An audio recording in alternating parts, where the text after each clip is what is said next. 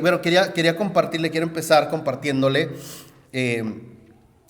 que hace ya muchos años, no le digo cuántos, pero ya hace unos años, en una clase en la universidad, nos estaban enseñando, era un ingeniero que nos estaba enseñando sobre soldadura, ¿verdad?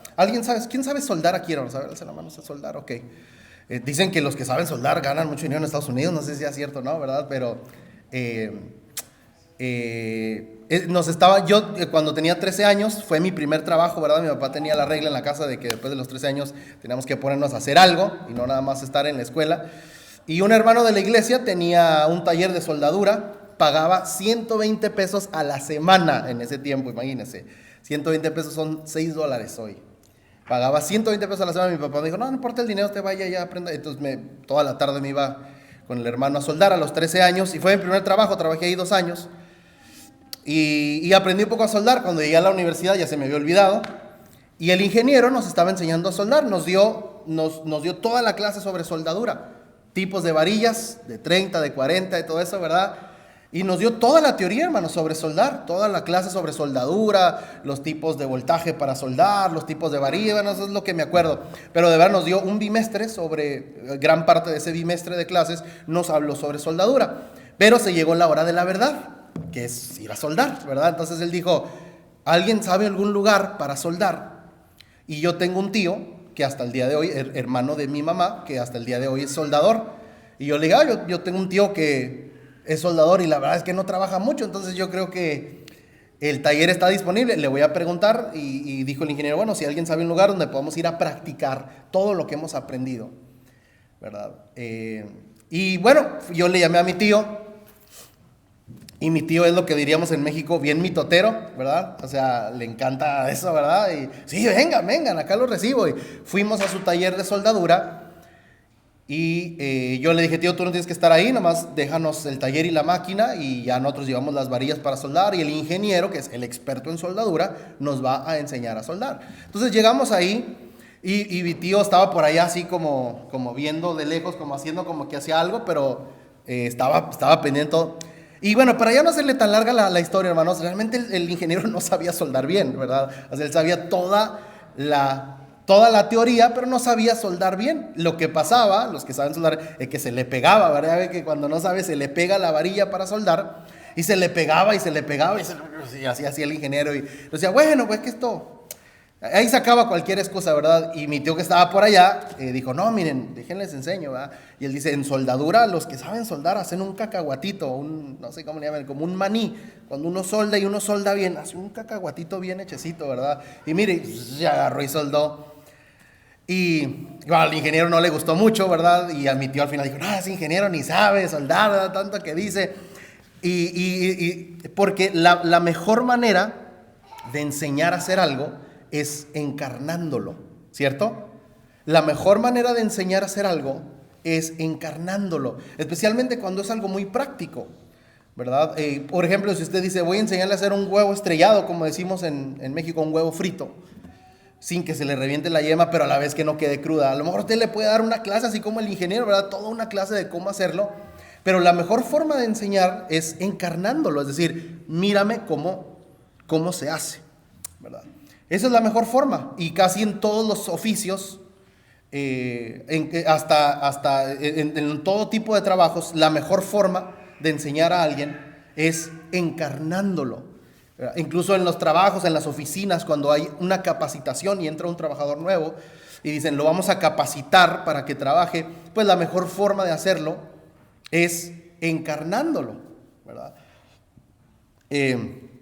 Incluso aquí en la congregación que hay niñeras, ¿verdad? Que cuidan a un niño, y pues la mejor forma que yo he escuchado de ellas, que dicen que si saben que si va a funcionar con un niño o no, es pues encarnando un momento, ¿verdad? Así vamos a ver si conectamos con el niño o no conectamos, ¿verdad? Entonces, la mejor forma de enseñar es encarnando eso que estamos tratando de enseñar, al final de cuentas.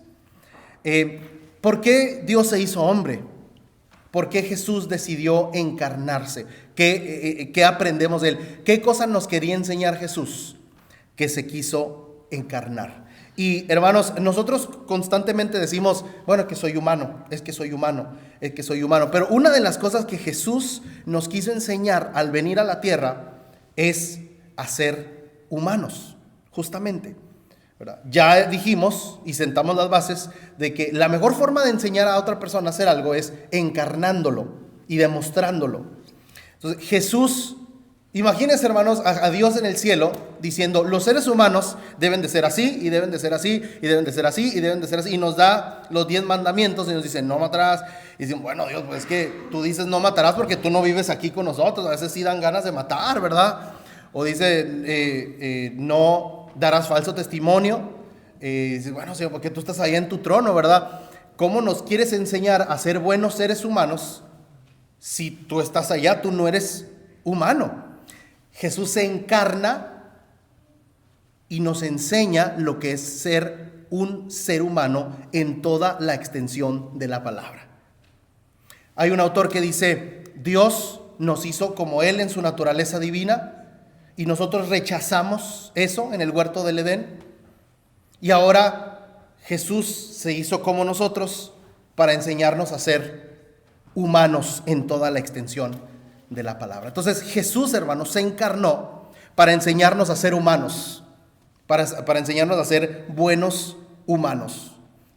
Hemos dicho estas semanas, John y yo, que Jesús fue como nosotros en todo y que sufrió todas las cosas que nosotros también, que no era un superhombre, que era Dios, sí, pero también era hombre, un ser humano como todos nosotros. Y yo quiero que nos hagamos esta pregunta hoy, ¿por qué Dios se hizo hombre? ¿Qué nos quería enseñar? Y la respuesta es, el Señor nos quería enseñar a ser humanos. Y yo quiero, hermanos, elegí 3 momentos en los que yo creo que Jesús demuestra mucho su humanidad.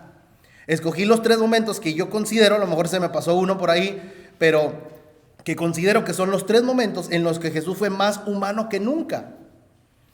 Y lo interesante, hermanos, es que en estos 3 momentos nos enseñan a nosotros cosas con las que los seres humanos luchamos mucho también, y muchas cosas que podemos aprender de estos episodios en los que Jesús fue tan humano.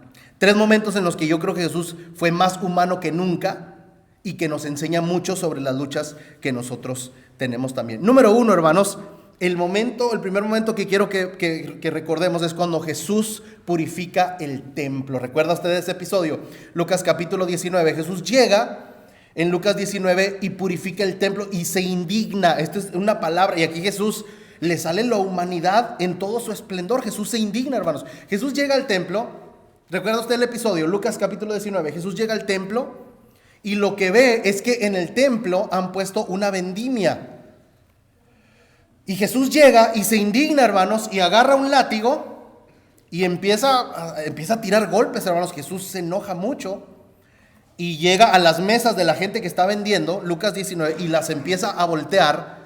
Y Jesús está sumamente indignado y les dice, mi casa, ¿recuerdan las palabras? Lucas 19, casa de oración será llamada, pero ustedes la han convertido en cueva de ladrones. Palabras de Jesús. Mi casa, casa de oración será llamada, pero ustedes la han convertido en cueva de ladrones. Y Jesús se suelta tirando latigazos y vuelca las mesas ahí. Eso es lo que es. Y uno dice, a ver, ¿qué pasó aquí? ¿Por qué Jesús se enojó? ¿Será que le quitaron el negocio a él? ¿Será que lo que vendían a él no le gustaba? Pero porque, y lo que veo, la palabra, hermanos, con la que yo puedo describir este episodio es indignación. Jesús se indignó. Jesús estaba sumamente indignado. ¿Por qué? Bueno, le cuento rápidamente. El templo en el tiempo de Jesús, hermanos, estaba dividido en 4 atrios. El atrio de las mujeres, el atrio de los judíos o de los líderes, el atrio de los sacerdotes y el atrio de los gentiles. En el atrio de los gentiles, es decir, en el espacio de los gentiles, era el único lugar en el que los extranjeros podían venir a escuchar de la palabra de Dios. Y era en ese atrio de los gentiles, en ese espacio, el único espacio en el que los extranjeros podían escuchar de la palabra de Dios, donde los judíos tramposos, de los que ahorita hablábamos de los tramposos, pusieron su negocio. Ponían su negocio y ponían 2 negocios para engañar a la gente. 1, la venta de animales, y 2, el cambio de moneda. ¿Por qué? Porque la gente judía que venía de otros lados quería hacer 2 cosas: pagar ofrenda o dar su ofrenda y ofrecer un sacrificio. Entonces, cuando llegaban con un corderito ellos para ofrecerlo, como era la costumbre antigua, ellos decían, bueno, sacerdote, mire, vengo aquí a ofrecer este sacrificio. El sacerdote decía, tu animal no califica, este animal no es certificado por el templo de Jerusalén. Si tú quieres que te ofrezcamos sacrificio, ve aquí a nuestra tienda y ahí compras la oveja certificada y aprobada por los sacerdotes para que vengas y hagamos tu sacrificio. ¿Me sigue lo que le quiere? Estaban todos coludidos, hermanos, eso parecía el mercado negro, ¿verdad? Y entonces cuando iban allá, si un corderito valía $100, adivina cuánto se lo daban ahí. Cuesta 500. ¿Pero por qué 500? Bueno, si quiere, entonces regrese las 15 horas que viajó y vaya, agarre otro corderito. Entonces la gente lo tenía que comprar. 1. 2, cambiaban la moneda. Decía, bueno, vengo a dar mi diezmo o mi corbán o las primicias, como era la costumbre judía. ¿Cuánto es? Bueno, vengo a dar $200, pero lo traigo en bolívares, ¿verdad? Y vengo a cambiar la moneda para poder, cuando ellos venían a dar, dicen, no, es que aquí damos en denarios, damos solo en denarios, la ofrenda se da en denarios, vaya aquí al negocio y ahí cambia la moneda. Y cuando llegaban, hermanos, si costaba a 20, ahí se los vendían a menos, tenían que pagar mucho más por el cambio de moneda. Era un robo increíble. La gente venía y se tenía que aguantar porque venía de muy lejos. Hay un comentarista, hay un autor que dice que todo esto era un negocio de Anás, el sumo sacerdote, y dicen que Anás ganaba el equivalente a millones de dólares de hoy con todo el negocio de la venta de animales y del cambio de moneda. ¿Qué le parece? Jesús llega, Jesús no es que no le moleste, no es que le moleste que vendan ahí.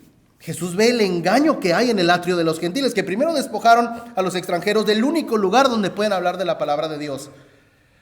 Y Jesús, cuando ve esto, se indigna y se enoja mucho y se llena de indignación y dice, ¿cómo es posible que ustedes sean tan ladrones y hayan despojado al más vulnerable de su único lugar de adoración? ¿En qué momentos nos indignamos nosotros, hermanos? ¿Qué cosas nos causan a nosotros indignación? Yo creo que nosotros sufrimos de indignación, pero a veces sufrimos, o muchas veces sufrimos indignación solamente por cosas que me pasan a mí y a los míos. ¿Se fijan en eso? Sufrimos indignación por cosas que me pasan a mí o a mis hijos o a mis padres. Pero no nos causa indignación a veces cuando vemos que otra persona la están engañando, la están oprimiendo. Y eso es de la indignación que sufre Jesús aquí. Jesús lo dice repetidamente. Si usted ama a los que le aman, eso no es ningún mérito cristiano. Jesús sufre indignación por el oprimido. Jesús sufre indignación por el vulnerable. ¿Se fijan lo que le quiero decir, hermano? Entonces, Jesús nos invita a sentir indignación, no por mí, por mis hijos, no por ti, por tus hijos, por los que más lo necesitan. Que nos llenemos de indignación cuando veamos que se le está tratando mal o injustamente, o se le está quitando algo que no se le debería quitar a otra persona que no soy yo ni es de mi familia, sino que sintamos el ardor de la indignación de la justicia de Dios cuando veamos que a otra persona la están tratando mal. Que nos sintamos indignados cuando están abusando de otra persona. Que nos sintamos indignados cuando le quieren meter el truquito a otra persona y esa persona no se da cuenta, pero usted sí, que usted se indigne por eso. Que usted se siente indignado porque alguien no tiene documentos y se le está tratando como ciudadano de segunda clase. Cuando usted se siente indignado porque una persona quizás no habla el idioma al 100% y por eso se le quiere engañar. Que esas cosas nos llenen de indignación. Pero sabe, hay una diferencia entre mantener la paz y crear la paz. Esto lo habla un autor que se llama Peter Scazzero, que escribió un libro sobre la salud emocional de los líderes, y él habla de la diferencia entre crear la paz y mantener la paz. Creo que muchos de nosotros somos expertos en mantener la paz, porque mantener la paz es, como dice el dicho, ver llover y no mojarse. ¿Me sigue lo que le quiero decir? Usted ve que está lloviendo y dice, yo no me meto, eso es rollo de ellos. Entonces somos muy buenos para mantener la paz. Yo no hablo lo que no debo, yo no me meto con los demás, allá ellos que se arreglen. Eso es mantener la paz. Pero el Señor nos ha llamado a ser hacedores de la paz. Y el hacedor de la paz va y se moja. Y el hacedor de la paz va y mete la mano. Y el hacedor de la paz va y habla y dice, oye, eso no es correcto. Y por hacer la paz quizás se va a crear una pequeña guerra que va a resultar en la paz. A la gente en nuestra sociedad le gustan más los que mantienen la paz porque no se meten con nadie. Viene un hacedor de la paz y nos dice, oye, y ahí no nos gusta. Usualmente no nos gustan los hacedores de la paz. Pero eso es a lo que el Señor nos ha llamado. Jesús se indignó fuertemente y nos hace con este episodio una invitación a sentirnos indignados también. Y nos invita a que vayamos a hacer la paz y no solamente a mantenerla. Número 2, Jesús, hermanos, nos enseñó a lidiar con la idea de la muerte. Dicen por ahí en un dicho que a todo se acostumbra uno, ¿verdad? Dicen, a todo se acostumbra uno se acostumbra a todo. Y yo creo que es cierto. El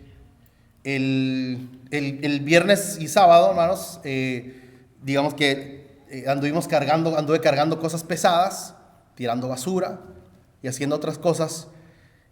Y mi cuerpo lo resintió. Hoy mi cuerpo lo siente, ¿verdad? Que anduvimos cargando cosas pesadas. Y yo a veces les pregunto a los muchachos, a los que trabajan eso, oye, ¿cómo le hacen? Es que el cuerpo, ¿qué? Se acostumbra. El cuerpo se acostumbra. A todo se acostumbra. No. Dice uno, bueno, ahora vas a entrar al trabajo a las 5 de la mañana. Bueno, el cuerpo se acostumbra. A las rutinas se acostumbra uno. A todo se acostumbra uno. Dice, bueno, ya mis hijos se casaron y se fueron de la casa, y a lo mejor al principio es triste, pero se acostumbra. Incluso cuando podemos tener alguna discapacidad desde el nacimiento o que viene más adelante en nuestra vida,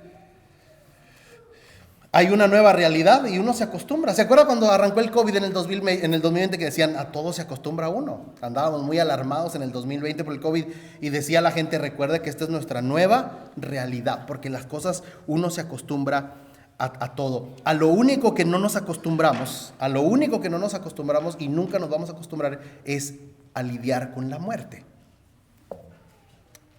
Una persona, a ti te pueden decir, a mí me ha pasado esto, a lo mejor a ti te ha pasado esto que te dicen, la muerte es algo natural, la muerte es algo normal. Incluso te pueden decir, mira, este familiar tuyo le quedan pocos años de vida. Y uno debería saber, ok, hacerse a la idea, y cuando esa persona muere, pues no sorprenderse. Pero no hay ningunas palabras que le preparen a uno para la muerte. ¿Cierto, hermanos? Yo antes pensaba, cuando era niño, cuando era adolescente, pensaba que cuando la gente se moría muy viejita, la gente no sufría. La gente no sufría. Yo me acuerdo cuando murió mi papá murió muy joven, tenía 51 años, y en el funeral de él vino una hermana y me dijo, yo te entiendo porque mi papá también murió, pero el papá ya murió como de 90 años. Y yo decía, uy, no es igual, su papá murió, usted no sufrió cuando murió su papá, 90 años tenía el Señor. Pero ninguna edad realmente nos prepara para no sufrir. Me explique lo que le quiero decir. A la muerte uno no se acostumbra. El único episodio que vemos donde Jesús llora, hermanos, de dolor en su vida, es cuando tiene que lidiar con la muerte de su amigo Lázaro. Juan capítulo 11. Es el único momento.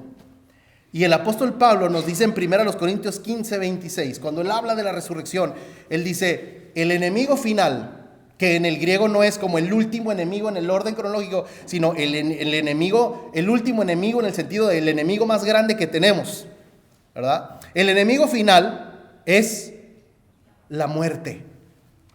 Es la muerte. Entonces, Pablo no cree que la muerte es algo natural. Pablo no cree que la muerte es algo a lo que nos deberíamos acostumbrar. Pablo dice, no se acostumbre a la muerte porque la muerte es el último enemigo, es el enemigo final, es el enemigo más grande. Un día será derrotada. la muerte. Será derrotada de una manera plena. Jesús ya la venció en la cruz y en la resurrección, pero un día será derrotada en su totalidad la muerte. La muerte no es algo natural, no es algo normal. Por eso es que nos duele tanto a nosotros la muerte, y por eso yo creo que la muerte nos debe doler y debemos llorarla. A pesar de que conocemos la esperanza venidera, también la muerte es algo con lo que Jesús lidió. Y el apóstol Pablo dice, es el enemigo final. Un día será derrotada. Los seres humanos no estamos creados para ver a la muerte como algo natural en nuestra vida. La gente dice eso, que la muerte es natural. El apóstol Pablo dice, no, la muerte no es natural, la muerte es el enemigo final y un día será derrotada de una manera plena y contundente. Entonces Jesús se indignó por las injusticias. Jesús lloró la muerte de sus amigos, de sus amados. Y por último, vamos a leer Lucas capítulo 17.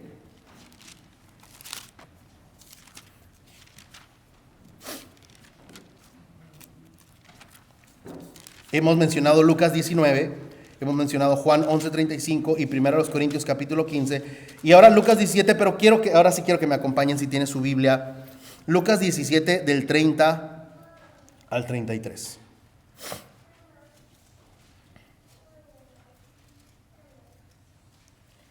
Lucas 17 del 30 dice, lo mismo acontecerá, Jesús está hablando de la venida del reino de Dios. Lo mismo acontecerá el día en que el Hijo del Hombre sea revelado. En ese día, el que está en la azotea y tenga sus bienes en casa, no descienda a llevárselos, y de igual modo, el que esté en el campo no vuelva atrás. Acuérdense de la mujer de Lot. Todo el que procure preservar su vida la perderá, y todo el que pierda la conservará. Jesús, hermanos, en este pasaje está hablando de la venida del reino de Dios. Está hablando y explicando el reino de Dios, y él dice que entre muchas cosas que dice en el contexto, él dice, no, cuando venga el reino de Dios debemos aprender a no mirar atrás. Debemos aprender a no mirar atrás. El que vaya saliendo, huyendo por el campo, no regrese. No mire atrás. No retroceda. Y él nos dice, hermanos, recuerden a una mujer. ¿Sí se fijaron lo que leímos? Dice, recuerden, hay una mujer a la que deben recordar. Dicen que hay 170 mujeres en la Biblia. Y Jesús pudo haber dicho, recuerden a cualquier otra de ellas que a lo mejor es mejor que esta que menciona aquí. Son mejor vida que esta que menciona aquí Jesús. Solamente una vez Jesús dice, recuerden a una mujer. Y es aquí en el versículo 32. ¿Y quién es esta mujer? ¿Quién es? La esposa de Lot. Que ni siquiera sabemos su nombre, ¿verdad? Él dice, recuerden a esta mujer. ¿Por qué Jesús, hermanos, la única vez que él dice recuerden a esa mujer, nos habla de la esposa de Lot? Bueno, la historia es muy sencilla. Usted recordará la historia en Génesis. Pero Sodoma y Gomorra se está quemando. Sodoma y Gomorra se están quemando.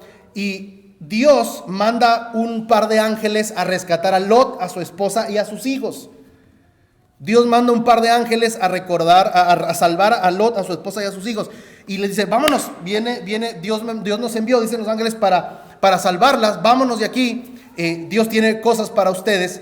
Y cuando los están salvando, solo les dan una regla, solo les da, que es el contexto aquí de Lucas 17. Solo les dan una instrucción. ¿Cuál es la instrucción? ¿Cuál es? No los escucho. No mirar atrás. Esa es la única regla.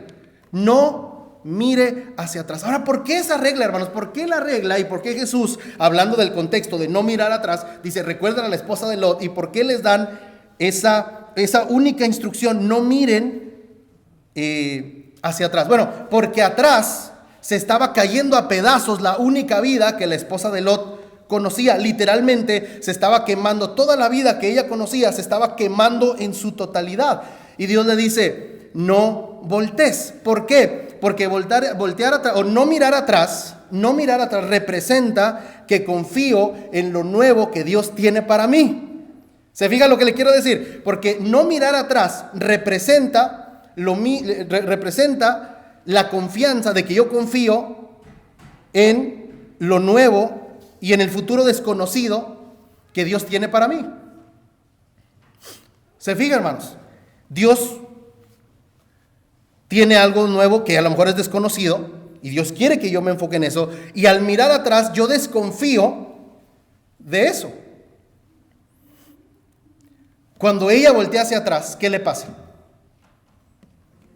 ¿Recuerda la historia? ¿Qué sucede? Se convierte. ¿Están dormidos? ¿Ya se durmieron? ¿En qué se convierte? En estatua, no en estatua, en estatua de sal, ¿verdad?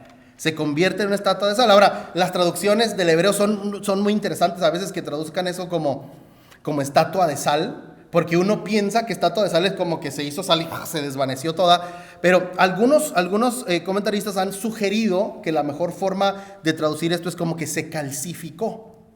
Se calcificó. En lugar de ser como sal que se desvanece, quedó ahí endurecida. Se calcificó.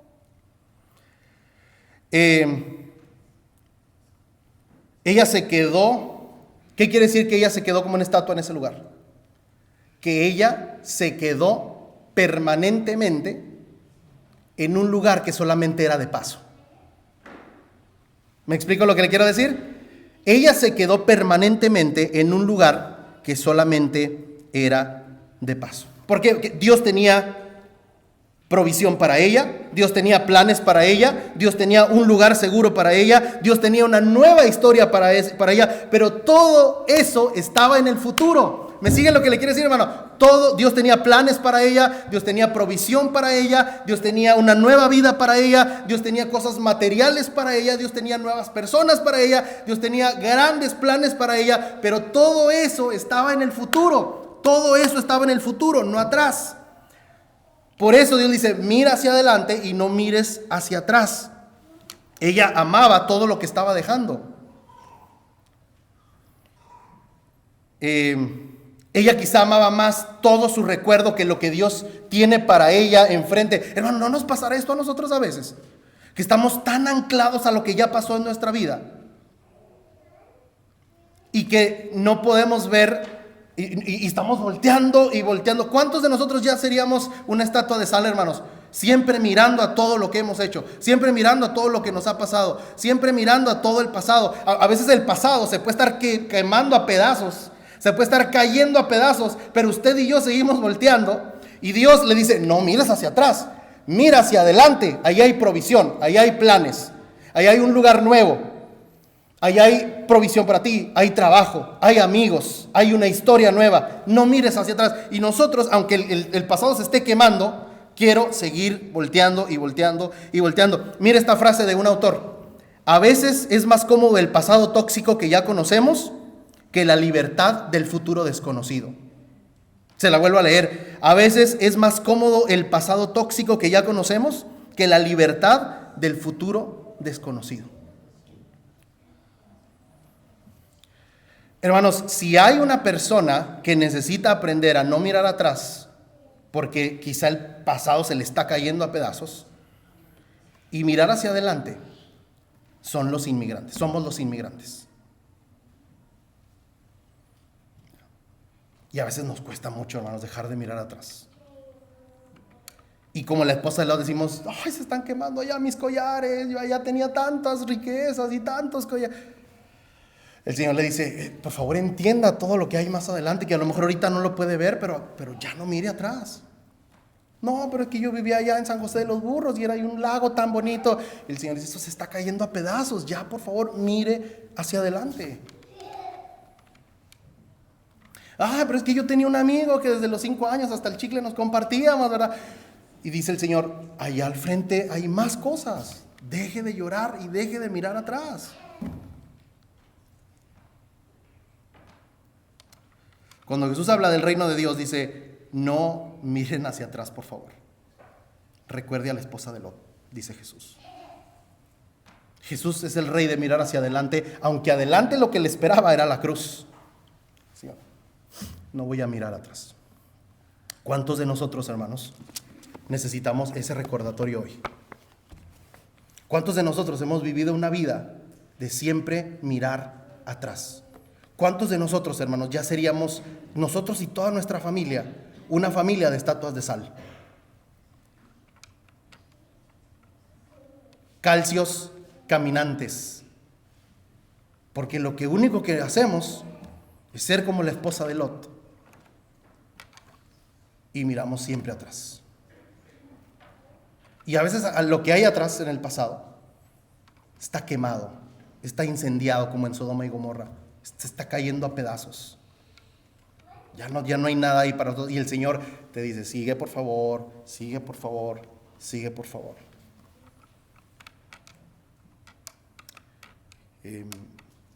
Y en este momento de humanidad, el Señor nos dice, si usted está en el reino de Dios, no mire para atrás más. Mire para adelante.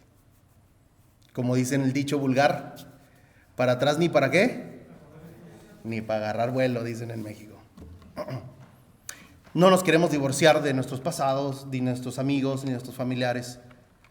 Pero una persona, y sobre todo un cristiano, que vive anclado siempre a lo que ya le pasó y a los recuerdos, hermanos, es un cristiano que está condenado a vivir como una estatua de sal y que no va a poder descubrir todo lo que el Señor le tiene en el futuro. El Señor le tiene cosas en su futuro. En este lugar que no es nuestra ciudad, que nadie crecimos aquí, que a lo mejor usted ni se imaginaba que iba a terminar acá, pero el Señor nos ha traído aquí. Dejemos de mirar atrás, hermanos. Cuando el Señor se encarnó, nos enseñó a indignarnos, nos enseñó a llorar por la muerte, pero sobre todo, si ya se le olvidó todo lo que dije, no importa, acuérdese de esto, a no mirar atrás, porque el futuro está lleno de bendiciones, está lleno de personas, está lleno de bendiciones materiales, está lleno de todo. Dejemos de voltear. Vamos a ponernos de pie y vamos a cantar juntos.